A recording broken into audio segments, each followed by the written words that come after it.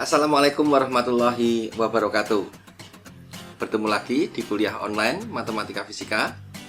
Kali ini kita memasuki bagian kedua dari bab bilangan kompleks. Dan kali ini kalian akan diperkenalkan dengan deret bilangan kompleks yang tak hingga. Deret kompleks tak hingga.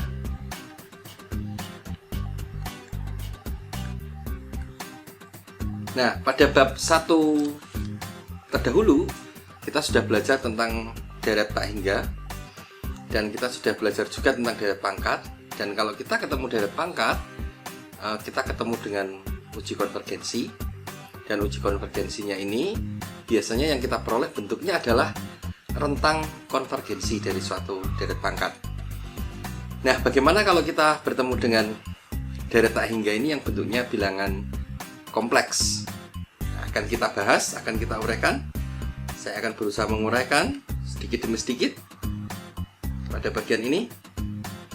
Dan penjelasan saya akan menggunakan contoh. Jadi semoga harapannya ini menjadi lebih nyata. Dan contoh yang akan saya jelaskan ini sebenarnya sudah ada di buku saya, dan saya akan menjelaskan ulang supaya step by stepnya lebih terlihat begitu.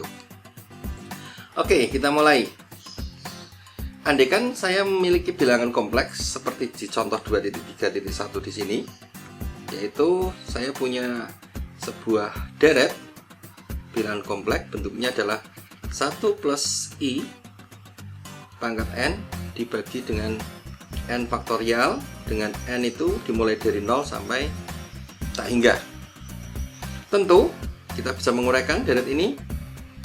Suku yang pertama, jika N sama dengan 0 maka 1. Suku yang kedua adalah 1 plus I. Suku yang ketiga adalah 1 plus I kuadrat dibagi 2 faktorial, ditambah seterusnya 1 plus I pangkat N dibagi N faktorial, ditambah bla bla bla bla sampai tak hingga ya. Oke, masih sama caranya.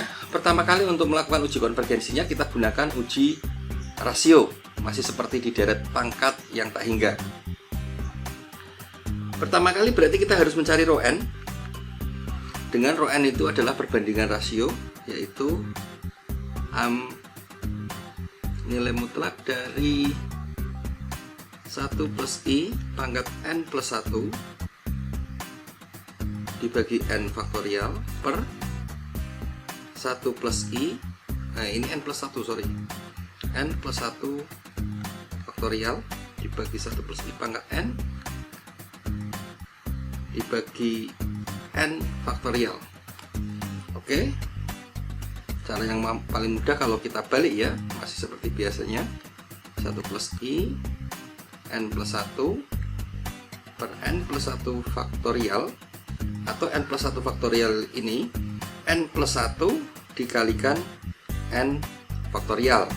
Sudah pernah saya jelaskan ini ya. Lalu dikalikan N faktorial dibagi 1 plus I pangkat N. Oke, kita perhatikan di sini. Berarti N faktorial ini bisa kita coret, pangkat N juga bisa kita coret, sehingga yang tersisa adalah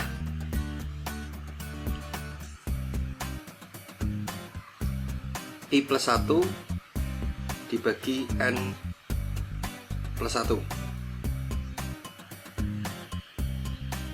Seperti itu ya.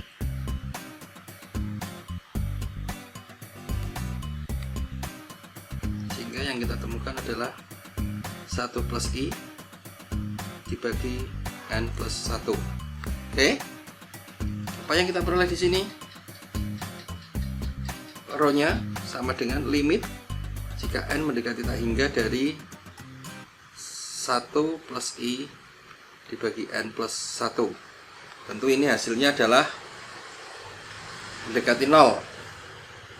Sehingga kita tahu jika rho-nya itu sama dengan 0, berarti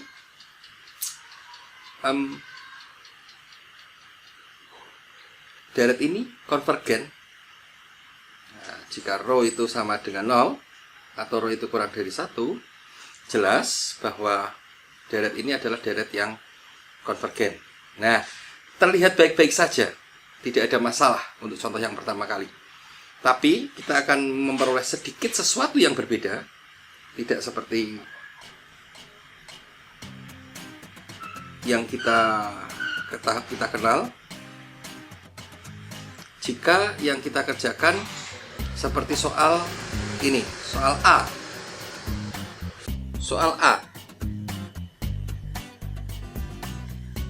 A ini sama 2.29. Coba kita selesaikan.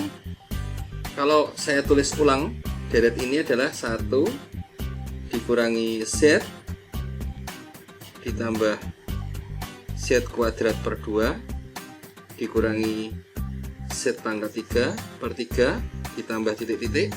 Tentu suku Kn adalah Z pangkat N dibagi dengan N ditambah titik-titik. Jika kita melakukan uji konvergensi, tentu pertama kali kita harus mencari rho N dengan rumusannya adalah Z pangkat N plus 1 dibagi dengan N plus 1 dikalikan dengan,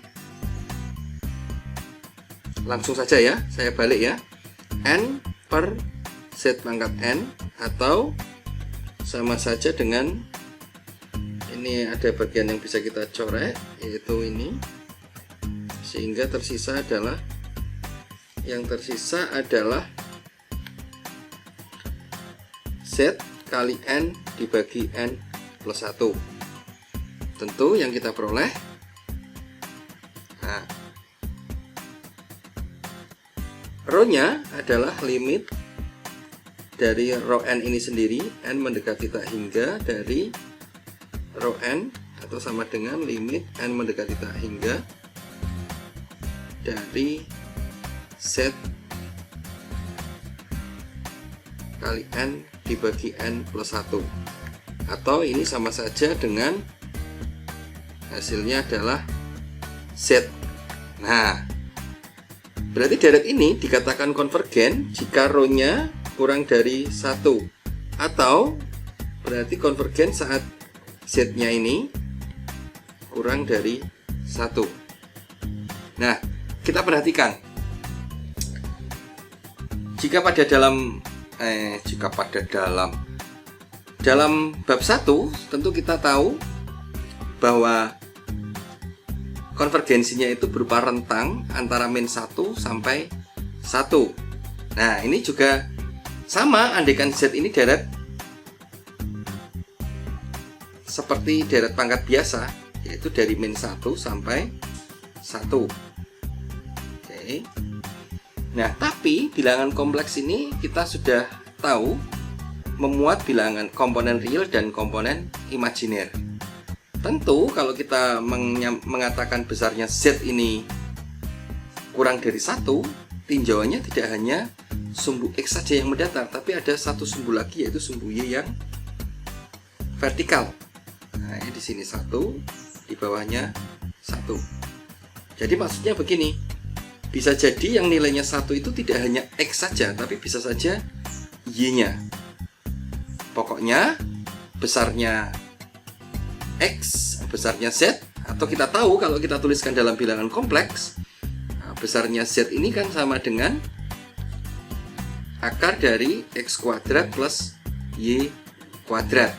Nah, jadi semacam persamaan kuadrat. Jadi bentuknya adalah semacam lingkaran.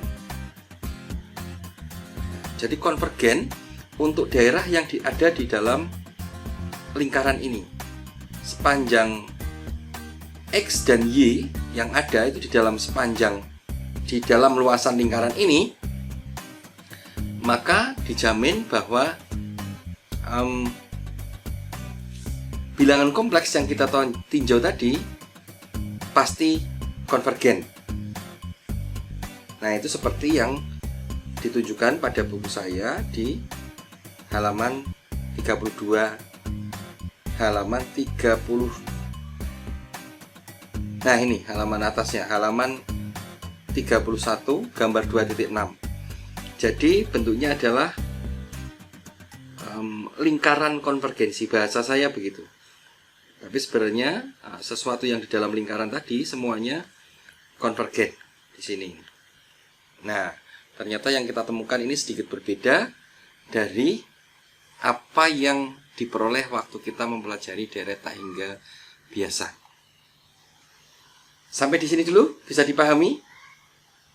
Nah, di dalam buku saya ada 2 contoh lain, bisa kalian baca sendiri. Saya hanya mencontohkan satu saja. Saya akhiri dulu sebelum kita lanjutkan ke sesi berikutnya, masih seputar deret kompleks yang tak hingga. Saya akhiri, wassalamualaikum warahmatullahi wabarakatuh.